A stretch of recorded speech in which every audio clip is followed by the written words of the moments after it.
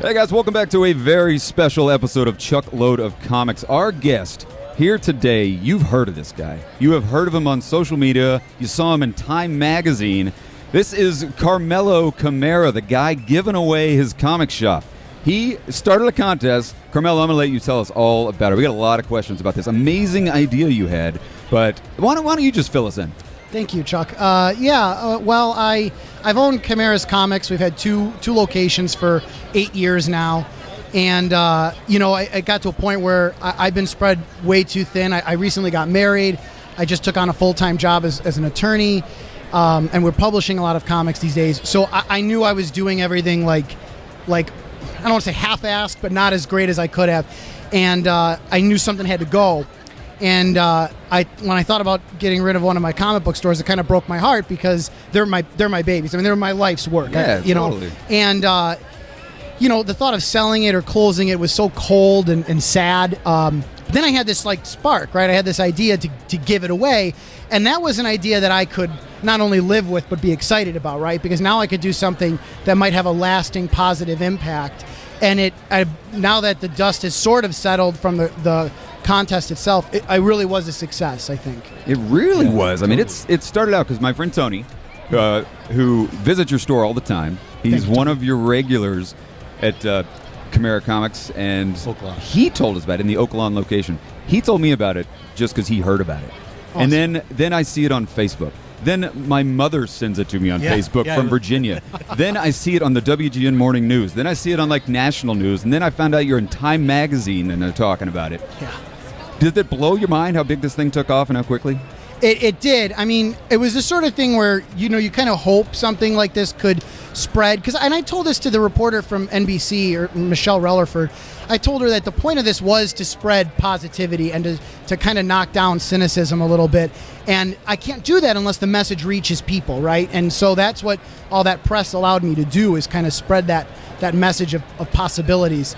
But, it's not always the biggest things that get you. It's like today on the way here, the Uber driver asked where we were going. We said, we're going to the Comic-Con. He goes, hey, did you hear about that guy? What? Who's going to give away the comic book store? Did you hear about that really crazy guy? Yeah, what a lunatic person. And I was just like... That's amazing. Yeah, I was going to not, but my dad was like, yeah, that's him. And so it's when that what stuff did the Uber happens. driver say? Did he couldn't believe he had you in the back of his car? Oh, he just had all these questions for me. He's like, why? What are you doing? Tell me about it. Everybody has. So did it grow on its own? Did you have to promote the contest, or did all this crazy publicity for it just kind of happen organically? I mean, I treated it like I treat any other promotion, and I do a lot, obviously, for the stores. I've done a lot of this kind of stuff, for Kickstarter. I've raised over $100,000 on Kickstarter personally. So wow. I kind of knew press is not something you can 100% control. You can control, that you make yourself accessible to the press, right? That you make yourself easy to contact. But beyond that, beyond sending press releases, it's up to the journalists to decide if it's newsworthy. So you have to do the stuff that is under your control, right? Yeah. My social media outreach is under my control. A certain amount of paid advertising. I probably spent $500 to advertise it with pay-per-click on Facebook. And so you do that stuff. But that wasn't, that's not what made it big. I made it mildly big with that, but my first announcement video where I told everyone what I was doing, and more importantly, told people why I was doing it, that video got 6,000 views in that week, and that's the one that all the reporters heard about and called me about. Well, it's important to note, so you've already gotten all of your entries. That's right. So if you're just now hearing about this, sorry, it's a little bit too late. Can you kind of break down what was the entry process? What were you asking people? How are you picking the perfect person to take over your baby? Sure, yeah. So the application process was that you'd submit an essay of no more than 500 words to answer the one question, what makes a great comic book store? And there was a $25 application fee, which I did for a lot of reasons. It screens out people who aren't serious about it. It screens out bots. I have a lot of spam bots that try to hack my website. About 40,000 a month try to hack my website. So you got to screen that stuff somehow. So I made it nominal, and then that was it. It was just the essay. There's no resume. There's no credit check or anything like that. Obviously, they'll need their own account with the distributors and with the landlords. So that's out of my control. It's not mine to give. So they might need credit checks for that, but I didn't care. And that was the application. It was that simple. But the complicated part then came with how do you judge those essays? Right. And I think, I got a great question when we did the open house at the store. I thought you might have been there. I thought I might have seen you there. But someone asked me, like, how am I supposed to convey to you all of my passion and my experience and my community ties while trying to answer that question? And I said, well, I think you just answered the question about what makes a good essay. If you can, with subtext and kind of subtly explain all that to me while staying on topic, that would be a very strong response, right? Exactly. That would be a layered answer. Finding that has been a bear, right? I bet. Well, how many entries have you gotten? Can you tell us? Yeah, we had 720 people enter the contest, which is a total of 360,000 words. And you got to read every single word. And I did. I was reading in every spare minute I had. I read on the train. I read before bed. I mean, we all kind of... If you're an attorney, though, I mean, you read plenty of boring stuff. This has got to be way more interesting than some deposition or... No, right you are. I mean, compared to the long, fund formation documents and stuff I read at work, is like, this was a breeze. Nerd alert. Yeah, right. Yeah, if you want to hear me get really nerdy in a place full of nerds, let me talk about the law. Then you'll see the nerd come out. Yeah, so I just plowed through them, and the first pass was very much like yes or no. Is this a keeper? Is it not? And as I read is when I started to develop a sense of what the winner might look like. I didn't have a right answer in mind. I was hoping to find the right answer. Some people, they double down on one thing. They would say, I'm taking your question very literally. What makes a great comic book store? It's the people, or it's the community. And those are great answers, and I heard a lot of that. Some of the weak answers were like, oh, I have a huge comic book collection I've been collecting for years, and I have this comic, and I love Superman and Wolverine. And it's like, that's very exciting, and I'm glad you have the passion. I appreciate that as a customer. But that was not, you missed the point of the essay if you spent the whole time telling me what a big fan you are. They're all fans, right? I've heard that, just from things I've read from the guy who runs Mile High Comics out in Colorado, that if you're a mega fan, you might probably not going to be the best comic book shop owner. Right. If all you do is want to hoard all the comics and you're more interested in the product than you are just about a company, you got to have more of a business sense than just super fan. Yeah, that's right. And I've been working in comic book stores since I was 15 in high school. I worked at 10th Planet in Oak Lawn before they moved. And I remember distinctly one of the owners, who actually became one of my business partners, he got really excited when DC first announced their Absolute editions, the $75 giant hardcovers, and he doubled down on that, and he ordered 75 copies of that. Now, to give you an idea, if we were to sell 75 copies of a $3 comic book, that would be one of our better-selling comics for the month, right? So for a $75 hardcover, that's insane, but he got all freaked out because he loved...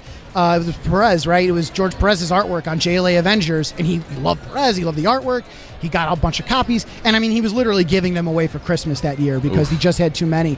And that's a pretty expensive mistake for a small business to make. That's like $2,000 or $3,000? And how do you get on this guy's Christmas card list? What's his name and address? Well, you have to work part-time for less than minimum wage, sorting back issues for 3 years. So could you glean out of these essays anyone who had any sort of business acumen? Like, obviously, you want the store to continue to be successful, right? So is there any part of that goes into the submission process?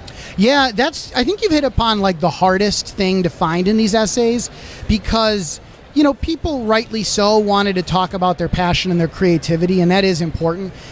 Divining their business experience is a little bit harder. Some of them were clever enough to mention like, oh, as I learned from 10 years of running my mom's bakery or something like that. Right. And that's good stuff. That was a good way to convey that to me. And other people, though, they would just they would mention the terminology just to sort of like a knowing wink, like, yeah, I've heard of cost of goods sold. I've heard of, I've used words margins. like acumen. I love that word. I'll define it for you later, Chuck. I'm looking it up right now. Your vocabulary is very impressive. So you've read 700 plus essays. That's right. You've narrowed them down to maybe you've already picked your winner. We don't know. When do you plan on officially making your winner and making your announcement? And how are you going to make the announcement? And will you make the announcement on Chuckload of Comics? If Chuckload of Comics wants to have me, I would love to do that. That'd be super cool. I think we should absolutely make the announcement right here on this show. Maybe not right now. Right, yeah, no, I'm not prepared to do it right now, sadly. I've got like 100 of my finalists that I really hope to decide tomorrow is kind of my goal. I've got a lot of the day set aside for that. And then I think what'll happen first is I'll call the winner myself. I plan to talk them out of it. I plan to be like, all right, now let me tell you how hard it is to run a small business and all this stuff that's going to go wrong. And then if I can talk them out of it, then I'll move on to the next person on the list. But if I cannot sway them, if they say, thanks very much, but I'm going in with open eyes and I want it, then once pen is put to paper, then I'll announce it publicly. Dude, you really are Willy Wonka. Yes. Thank you. I appreciate that. You're trying to glean out these people that can't make it through the candy factory. I mean, yeah, That's short exactly of what he's doing. if I could put people through like a life and death obstacle course, I would, but the lawyer in me doesn't allow me to entertain that kind of liability. Jam a kid into a tube and see what happens. Pneumatic tubes. I always wanted one to go from one store to the other, LaGrange full to of chocolate. That'd have been great. Oh, naturally, you can eat your way through the tunnels. But yeah, so that's what I'm trying to figure out, and I don't want to announce it. You still haven't until, picked a date yet, right? Yeah, I had told people when they entered the contest that I wanted to complete the transition by the end of March. That ended up being dumb on my part just because I overestimated my ability to read these quickly. And and I didn't want to rush them. These people put a lot of time into 500 words. I think they deserved my time to consider it. So I'm not going to hold that original March 31st deadline against anybody. Realistically, I think maybe like June 1st would be their first day, probably. By the time we get their account set up and get their lease and everything in place, and get the transition complete, that's probably a realistic timeline. As far as announcing it, if I can pick the winner tomorrow, if I can talk to them and get some stuff finalized this week, then probably the following week I could announce it. But what I don't want to happen is I don't want to say, hey, I picked Chuck to have the comic book store. You heard it here first. and then it turns out that, like Diamond Comics won't give Chuck an account because Chuck turns out to be like wanted for murder in another state that I didn't know about. How did you find out about that? Oh, time to go, everybody. But yeah, and then I have to dial that back in public. It's embarrassing for How does Diamond know about my murder spree? Diamond's like Baskin Robbins, man. Diamond always finds out. Yeah. That's not true. Diamond is... Never mind. I was going to say something real harsh about them. Upped my opinion of Baskin Robbins by like 10 points.